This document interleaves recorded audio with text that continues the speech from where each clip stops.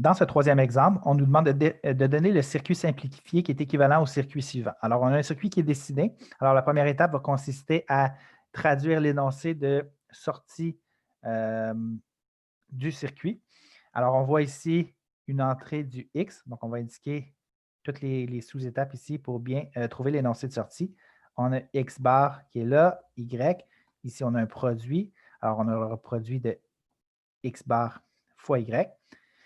Ici, attention, c'est un OU, mais remarquez la petite boule qu'il y a à l'extrémité. Donc, c'est un non-OU. Alors, il y aura une négation à la toute fin. Alors, donc, on va avoir X plus X bar, la sortie. Ça sera X plus X bar Y. Le tout dans une négation. Donc, c'est ce qui indique la petite boule ici. C'est la petite boule, le symbole de négation qu'on applique après avoir mis le OU, c'est-à-dire le plus.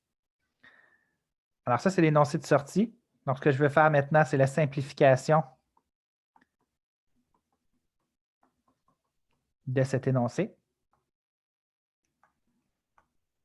Alors, je vais avoir S est égal à X plus X bar Y, comme ceci. La première propriété que je vais utiliser ici, puisqu'on a une négation au-dessus d'une expression qui est en fait un plus, on peut utiliser la loi de Morgan. Donc, la négation de l'addition va devenir le produit des deux négations. Donc, le produit de la négation de x et de la négation du deuxième terme, x bar y. Donc, on a appliqué la loi de Morgan. On va appliquer à nouveau la loi de Morgan. En passant, c'est toujours plus facile de voir ce qui se passe lorsqu'on met nos symboles. On peut aussi s'ajouter des parenthèses ici. Ça simplifie aussi l'utilisation des propriétés. Alors, j'ai mon X bar, ça, je n'y touche pas. Je vais à nouveau appliquer la loi de Morgan, mais l'autre loi de Morgan cette fois. Alors, cette fois, on aura la négation d'un produit. On va devenir la somme des deux négations. Donc, négation de Y et négation de X. Donc, on a une double négation. On va pouvoir appliquer la propriété d'involution.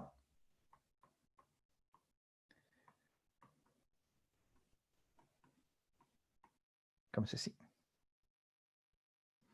Donc, les deux barres qu'il y avait au-dessus du X disparaissent. Double négation ou double inversion, si on veut. On peut maintenant appliquer la distributivité.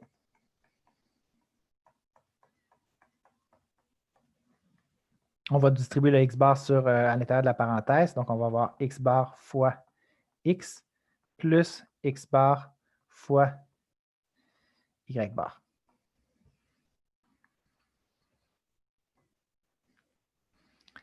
On a ici X bar fois X. Donc, une variable et son inverse. On va pouvoir appliquer la propriété de complémentarité. La complémentarité, dans le contexte, va toujours donner soit toujours vrai ou toujours faux, donc 0 ou 1, puisqu'ici, il s'agit d'une multiplication, donc d'un « et ».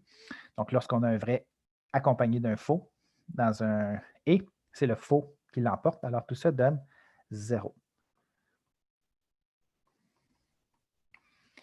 Et le 0, c'est-à-dire le faux, accompagné dans une addition, et ça, c'est l'élément neutre.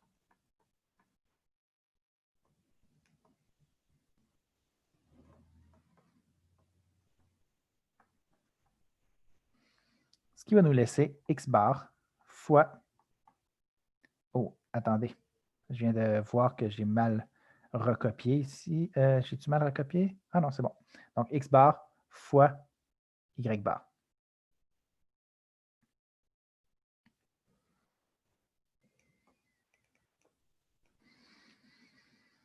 Alors, c'est ma forme la plus simple. Donc, notez toutefois qu'on pourrait, dans le contexte, aussi appliquer la loi de De Morgan. Donc, ça pourrait être ma forme finale. Ou on pourrait aussi dire par De Morgan, que c'est équivalent à la négation de la somme.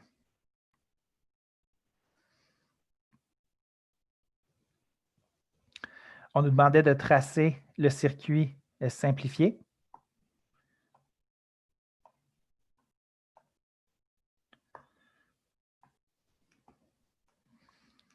Alors, on peut faire l'un ou l'autre. Okay? On peut faire X bar fois Y bar ou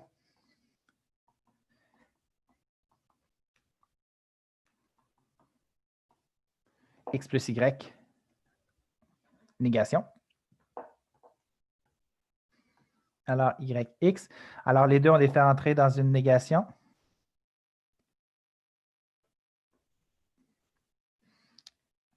Et ensuite, on en fait le produit.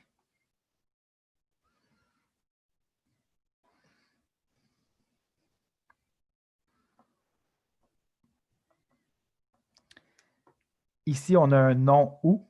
Alors, on pourrait se contenter d'un seul circuit particulier.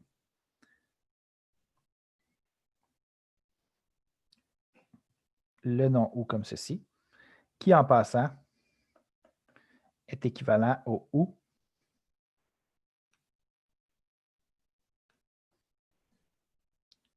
suivi d'une négation.